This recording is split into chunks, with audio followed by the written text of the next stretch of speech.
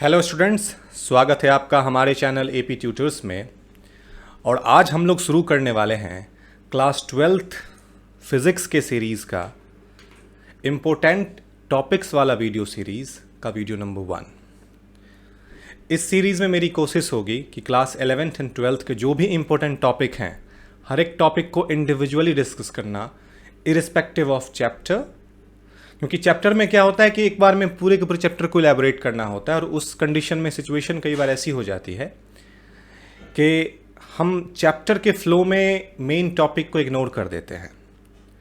तो मेरा टारगेट ये है कि हर एक चैप्टर से रिलेटेड जो इंपॉर्टेंट टॉपिक्स हैं और उनके related information, numerical practice specifically, वो आपको 1 बाय 1 अलग अलग वीडियो में करवाना। तो आइए आज स्टार्ट करने वाले हैं हम लोग। क्लास 11th का एक चैप्टर है मेजरमेंट एंड डायमेंशन वाला सेक्शन, यानी कि यूनिट एंड डायमेंशन वाला सेक्शन। उसमें बहुत इंपॉर्टेंट टॉपिक है एक यूजेस या एप्लीकेशन ऑफ डायमेंशनल एनालिसिस। तो आज के इस लेक्चर में हम स्टार्ट कर रहे हैं एप्लीकेशन ऑफ डायमेंशनल एनालिसिस, कि वो कितने एप्लीकेशंस हैं एंड उनके ऊपर बेस्ड कुछ न्यूमेरिकल्स। ठीक है, तो आइए स्टार्ट करते हैं। हमारा आज का टॉपिक है एप्लीकेशन ऑफ डायमेंशनल एनालिसिस, यानी कि डायमेंशन अगर आप लोग जानते हैं, which is the power of fundamental units. तो जो यूनिट का पावर होता है दैट इज डायमेंशन। उनके यूजेस क्या क्या हैं? तो मेन यूजेस 5 हैं, जिसमें से 3 यूजेस एक दूसरे से काफ़ी मिलते जुलते हैं, या फिर एक ही प्रिंसिपल ऑफ होमोजेनिटी पे बेस्ड है। दैट्स वाई हम इसमें जब एप्लीकेशन इसका करने की कोशिश करेंगे या इनके ऊपर न्यूमेरिकल करने की कोशिश करेंगे, तो हम सिर्फ 3 टाइप की कैटेगरी बनाएंगे, बट ओवरऑल 5 एप्लीकेशन है। Number 1, finding unit of physical quantity in a given system of unit. अगर आपको कोई सिस्टम ऑफ यूनिट पता हो बट उस फिजिकल क्वांटिटी का एग्जैक्ट यूनिट नहीं पता हो, तो फिजिकल या फिर डायमेंशनल एनालिसिस का इस्तेमाल करके आप उसका यूनिट फाइंड आउट कर सकते हैं। This is the first uses of dimensional analysis. Number 2, finding dimensions of a physical constant और कोफिशिएंट। आप प्रिंसिपल ऑफ होमोजेनिटी का इस्तेमाल करके किसी भी फिजिकल कांस्टेंट का डायमेंशन फाइंड आउट कर सकते हैं। फॉर एग्जाम्पल, आप एक फॉर्मूला जानते हो, F is equal to G m1m2/r² होता है ग्रेविटेशनल फोर्स वाला फॉर्मूला। इसमें अगर आपको जी का डायमेंशनल फार्मूला नहीं पता है, तो प्रिंसिपल ऑफ होमोजेनिटी का इस्तेमाल करके आप जी का डायमेंशनल फार्मूला फाइंड आउट कर सकते हो। इस तरह से हमारा यूजेस या एप्लीकेशन नंबर 3 है converting a physical quantity from one system of unit to another system. Like मान लो आपके पास kilometre per hour MKS system, या फिर ये एक्चुअली एक अलग सिस्टम हो गया। किलोमीटर पर आवर में हमारा डिस्टेंस किलोमीटर में है और टाइम आवर में है। ये कोई सिस्टम नहीं है, क्योंकि हम जो कॉमन 4 सिस्टम ऑफ यूनिट पढ़ते हैं उसमें किलोमीटर और किलोग्राम ये सब नहीं आता है। तो सिचुएशन हमारे सामने क्या है कि अगर आपको 1 किलोमीटर पर आवर को कन्वर्ट करना हो मीटर पर सेकेंड में, तो आप वन सिस्टम ऑफ यूनिट से अनदर सिस्टम ऑफ यूनिट में जा रहे हो। आप डायरेक्टली भी इसे कन्वर्ट कर सकते हो 5/18 से मल्टीप्लाई करके। और एक दूसरा तरीका है कि आप डायमेंशनल फॉर्मूला का इस्तेमाल करके इस फिजिकल कॉन्स्टेंट को या क्वांटिटी को एक सिस्टम से दूसरे सिस्टम में कन्वर्ट कर पाओगे। कैसे करेंगे ये हम लोग आगे वीडियो में देखने वाले हैं, फिलहाल बस बेसिक समझ लेते हैं। और नंबर 5 हमारा यूज है, 4, checking the dimensional correctness of a given physical equation या फिजिकल रिलेशन। अब कई सारे फिजिकल फॉर्मूलाज हमारे पास होते हैं। लाइक अगर इक्वेशन ऑफ मोशन की बात करें तो S = ut + ½ at²। ये इक्वेशन सही है या गलत? अगर आप इसे चेक करना चाहते हैं तो आप डायमेंशनल तरीके से भी इसे चेक कर सकते हैं। कैसे चेक करेंगे ये अभी हम लोग इस वीडियो में देखने वाले हैं, तो बस बने रहिए। और सबसे लास्ट टॉपिक हमारा है डायमेंशनल एनालिसिस के एप्लीकेशन का, कि हम न्यू डेरिवेशन यानी न्यू रूल्स बना सकते हैं, नया फॉर्मूला डिराइव कर सकते हैं। अगर आपको किसी भी फिजिकल क्वांटिटी के सारे कंपोनेंट्स के साथ क्या रिलेशन है, अगर ये आपको पहले से पता हो, तो आप उस फिजिकल क्वांटिटी का फॉर्मूला डिराइव कर सकते हैं। तो हमारे सामने जो ये 3 नीचे वाले 3 एप्लीकेशंस हैं, इन तीनों के ऊपर बेस में आपको न्यूमेरिकल करवाऊंगा, क्योंकि पहला दोनों थर्ड वाले से रिलेटेड है। दैट्स वाई उसको सेपरेटली करवाने का कोई फायदा नहीं है। तो हम 3, 4 और 5th जो एप्लीकेशन ऑफ डायमेंशनल एनालिसिस है, उनके ऊपर बेस्ड न्यूमेरिकल सॉल्व करेंगे, और इससे आपका एप्लीकेशन ऑफ डायमेंशनल एनालिसिस पूरी तरह से क्लियर हो जाएगा। तो अगर आप एप्लीकेशन ऑफ डायमेंशनल एनालिसिस को ठीक से समझना चाहते हैं, तो इस वीडियो में बने रहिए और 1 बाय 1 हर एक एग्जाम्पल को देखने की कोशिश कीजिए। कुछ एग्जाम्पल आपको बहुत ईजी लगेंगे, कुछ उतने ईजी नहीं भी होंगे। ठीक है, कुछ क्वेश्चन सिंपल NCERT का है, कुछ SC वर्मा के क्वेश्चन भी मैंने इसमें डाले हैं। तो क्वेश्चन के अलग अलग लेवल्स हैं। आप बस वीडियो में बने रहिए और हम स्टार्ट करते हैं application number 1, checking the dimensional correctness of a given physical relation. अगर आपको ये चेक करना हो कि कोई फिजिकल रिलेशन करेक्ट है या नहीं, वो भी डायमेंशनल मेथड से, तो कैसे करेंगे? तो आइए स्टार्ट करते हैं। हमारा फर्स्ट फिजिकल रिलेशन है v equal to u plus a t. Okay, अब v equal to u plus a t आप जानते हो इक्वेशन ऑफ मोशन है।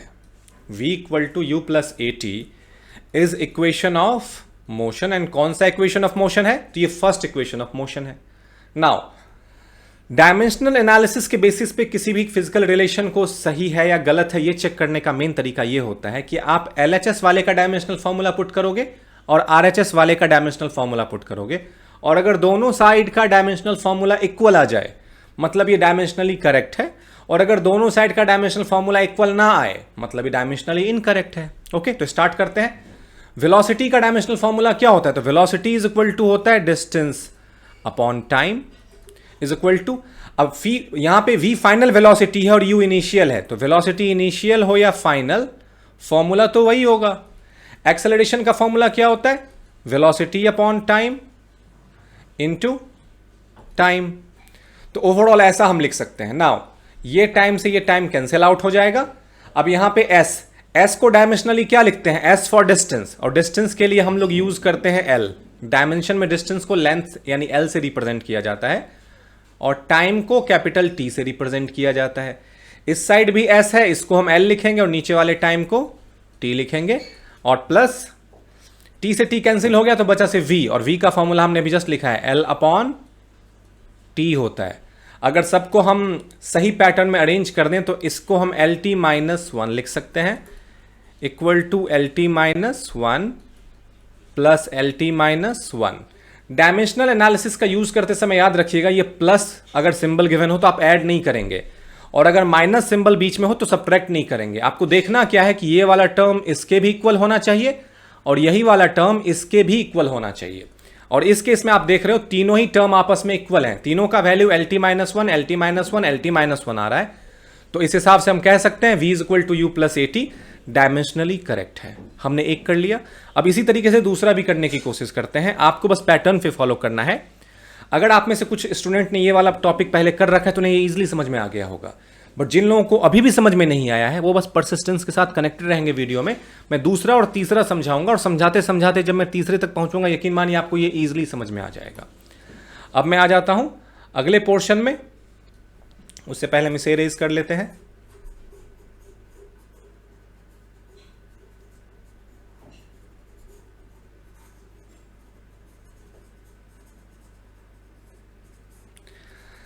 देखिए, जब भी डायमेंशनल एनालिसिस का एप्लीकेशन आपको करना होगा तो मे बी ये एग्जाम में डायरेक्ट इनके ऊपर बेस्ड क्वेश्चन ना आए, बट होता यह है कि एग्जाम में इनके ऊपर बेस्ड एप्लीकेशन पूरे के पूरे फिजिक्स में यूज होते हैं।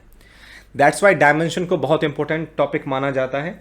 ये डायरेक्टली अगर अप्लाई ना भी होता हो, डायरेक्टली यूज ना भी होता हो एग्जाम में क्वेश्चन आस्किंग के लिए, फिर भी ये बहुत इंपॉर्टेंट है। कैसे? ये धीरे धीरे जैसे हमारी फिजिक्स कंप्लीट होती जाएगी आपको ये समझ में आ जाएगा। अब second equation of motion complete करते हैं, which is s equal to u t plus half a t square. हमें इसे भी डायमेंशनली सही प्रूफ करना है। हमारा इक्वेशन है s equal to u t plus half a t square.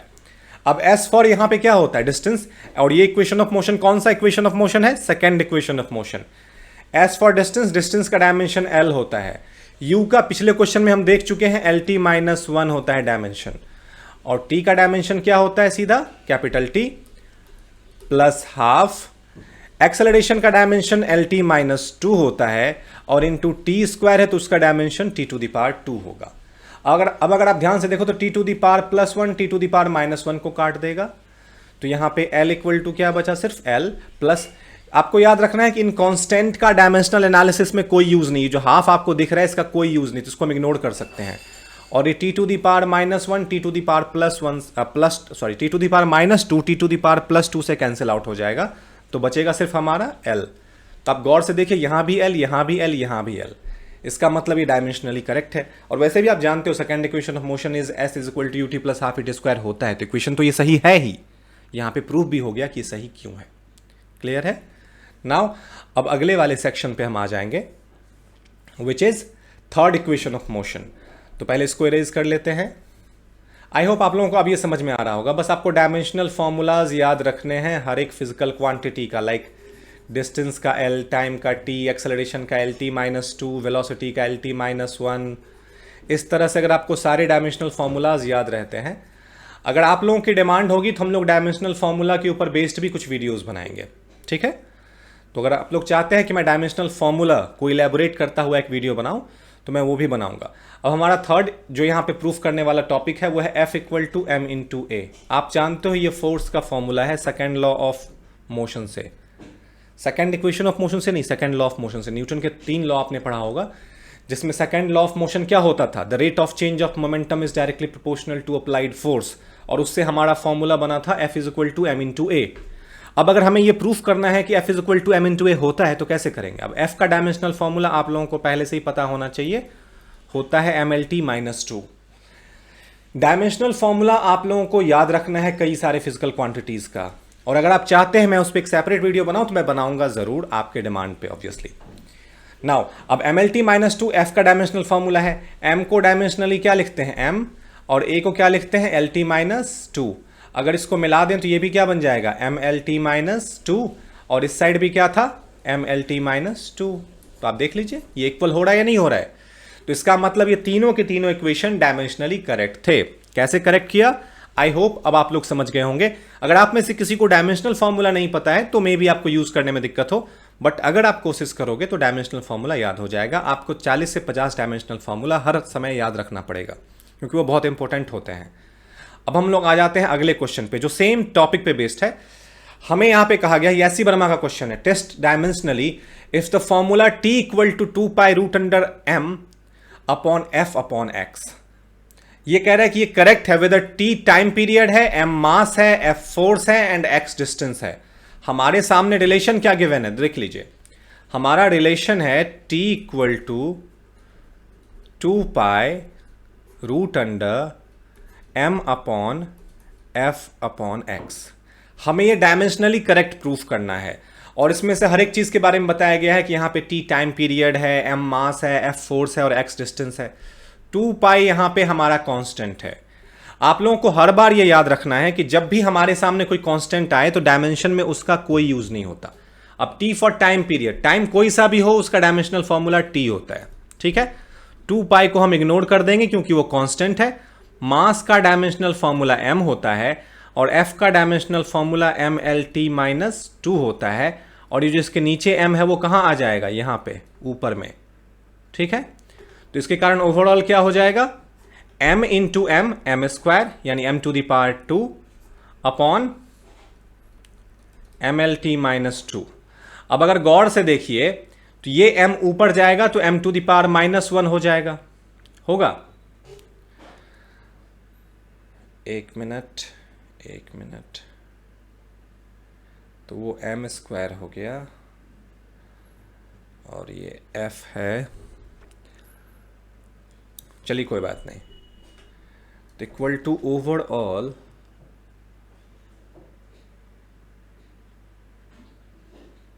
हमारे सामने क्वेश्चन में क्या कुछ मिस है,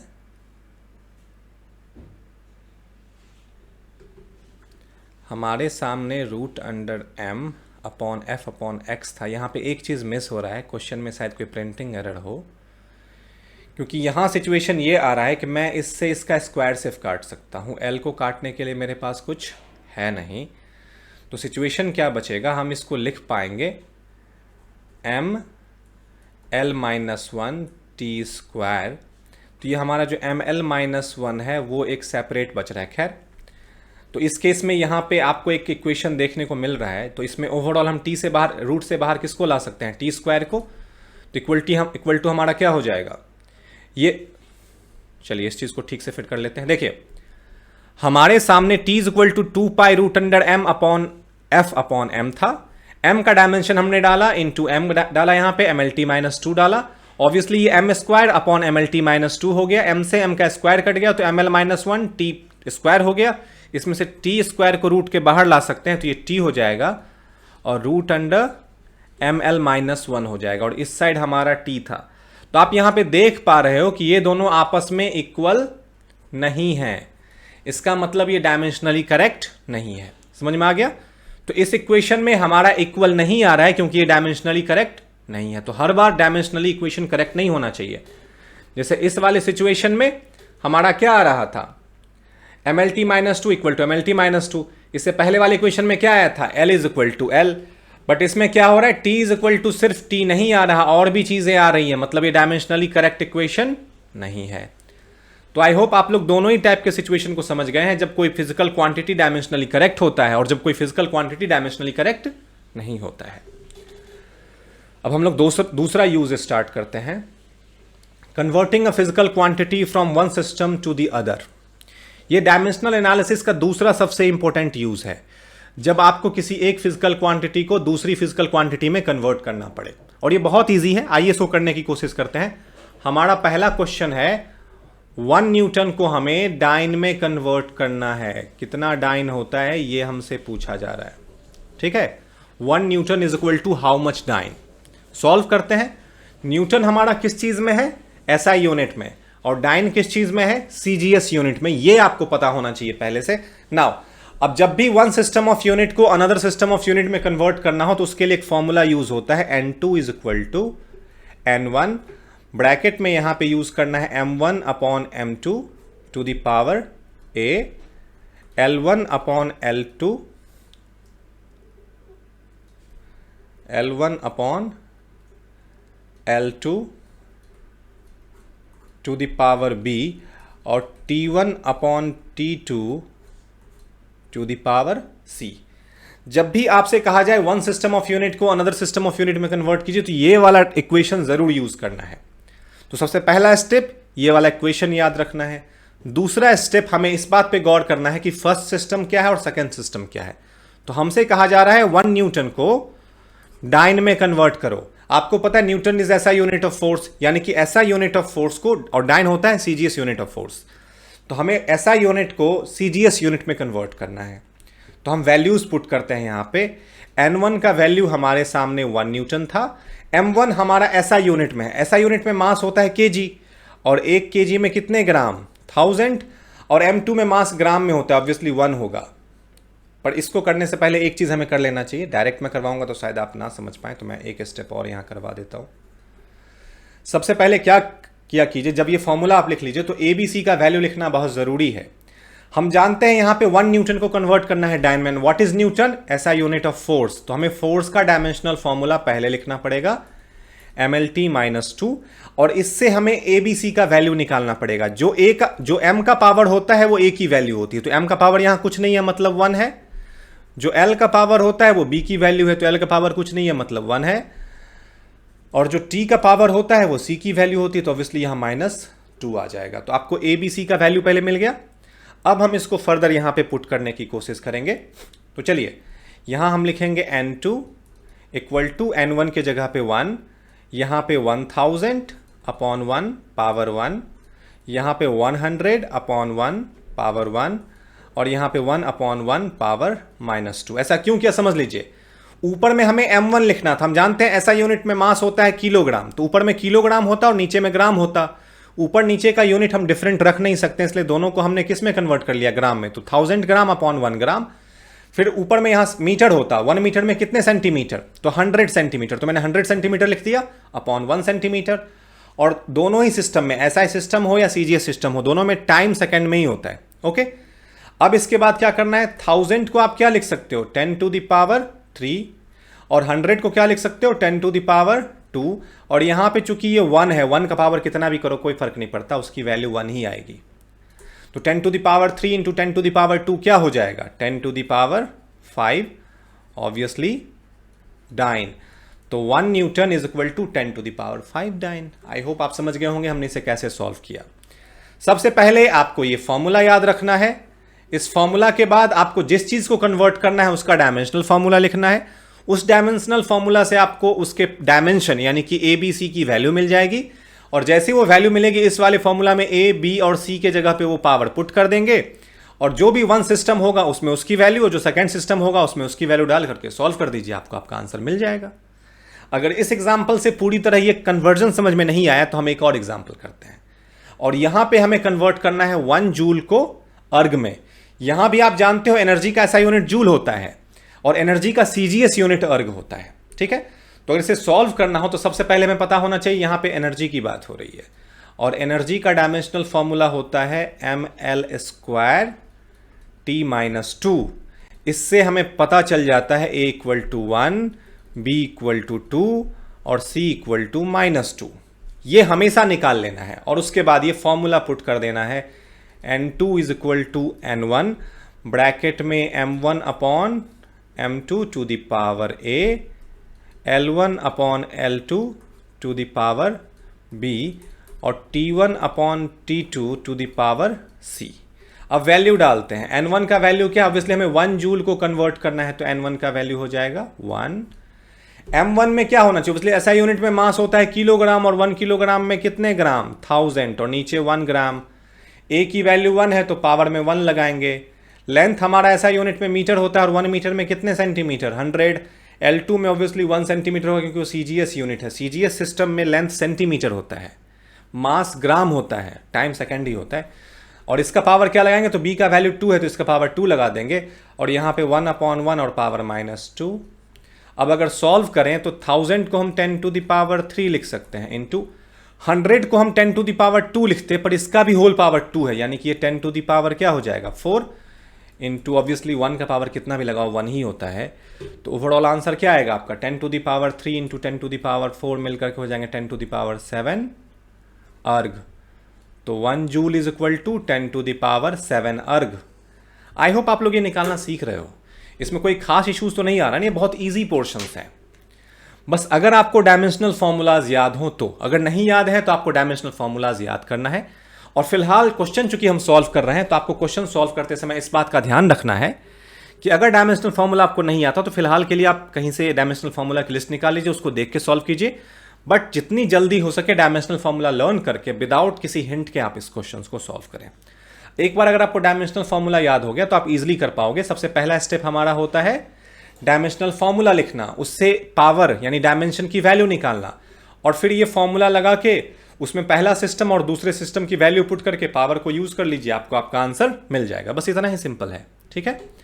नाउ अब इसी का क्वेश्चन नंबर 3, ये एस सी वर्मा का क्वेश्चन है, और यहां कहा गया है Young's module of steel is 19 into 10⁻10 newton पर metre square. Express it in dyne per centimetre square. Here dyne is CGS unit.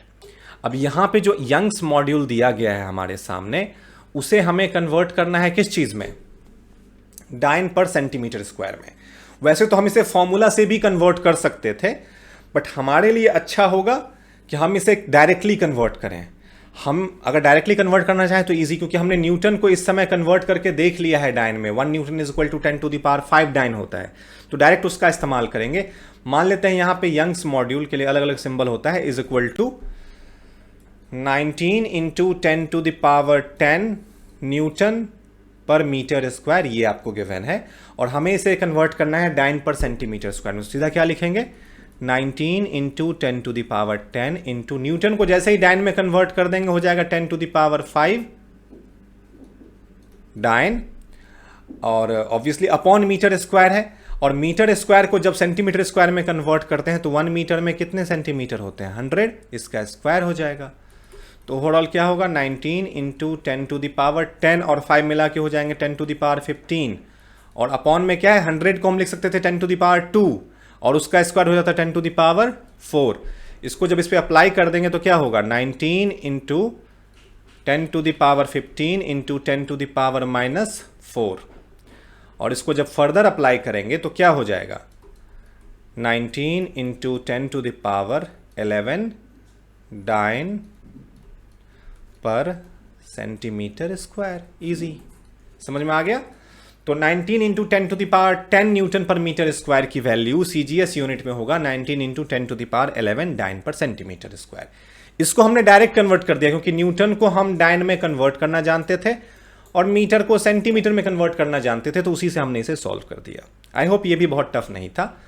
अब हम लोग आ जाते हैं तीसरे मैथड पे। जब भी आपको डायमेंशनल एनालिसिस का इस्तेमाल करके न्यू रिलेशन डिराइव करने के लिए कहा जाए, तब हम उसको तीसरे मेथड से करते हैं। मैं चाहूंगा कि आप इस क्वेश्चन को ध्यान से देखें। वैसे तो क्वेश्चन NCERT का है, बट मैंने इसे लिया है example number 52 SL Arora book से। अगर आप में से कोई फिज़िक्स की बुक पढ़ते हैं तो एस एल अरोड़ा इसमें काफ़ी अच्छी बुक मानी जाती है। मैं खुद एस एल अरोड़ा से काफ़ी ज़्यादा पढ़ाता हूँ, तो मैंने एस एल अरोड़ा का ये क्वेश्चन यहाँ पे यूज़ किया है। क्वेश्चन है, consider a simple pendulum having a bob attached to a string that oscillates under action of the force of gravity. Suppose that the period of oscillation of the simple pendulum depends on. अब इस question का ये वाला section बहुत important होता है, अगर इसको ठीक से पढ़ लिया तो आप इजीली ये क्वेश्चन कर पाओगे। यहां कहा गया है कि पीरियड ऑफ ऑस्किलेशन, तो टाइम पीरियड है, तो हम मान लेते हैं t depends on mass m, तो सबसे पहले m लिखेंगे, लेंथ l, तो फिर l लिखेंगे, and acceleration due to gravity यानी g लिखेंगे।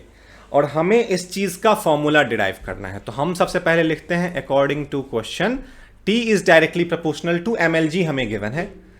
जब आप ऐसा क्वेश्चन बना लो तो सबसे पहला काम आपको यह करना है कि पहले वाले पे पावर a, दूसरे वाले पे पावर b और तीसरे वाले पे पावर c। अगर दो हो तो पावर सिर्फ a और b, एक हो तो पावर सिर्फ a।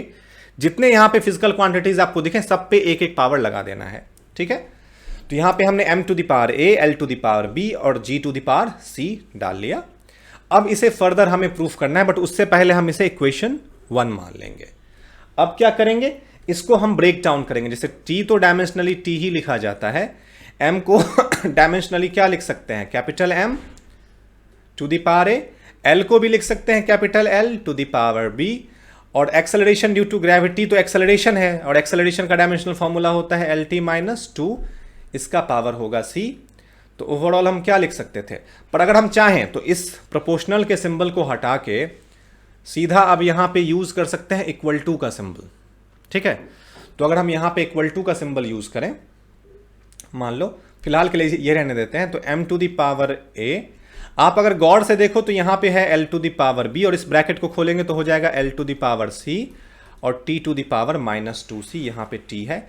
अब हम लिख सकते हैं t इक्वल टू एक कांस्टेंट k यूज कर लेते हैं, m to the power a। अब l यहां पे दो है, एक पे पावर b है, एक पे पावर c है, तो हम लिख सकते हैं l to the power a plus b, sorry a plus c, और उसके बाद t टू द पावर है -2c। ये ओवरऑल हमारा क्या बन गया, इक्वेशन। अब हमें क्या करना है, इस तरफ हमें सिर्फ t पता है, तो हमें क्या करना पड़ेगा, डायमेंशनल इक्वेशन लिखना पड़ेगा। m नहीं है मतलब उसका पावर 0 है, l नहीं है मतलब उसका पावर 0 है, t का पावर तो 1 यहां पे है ही।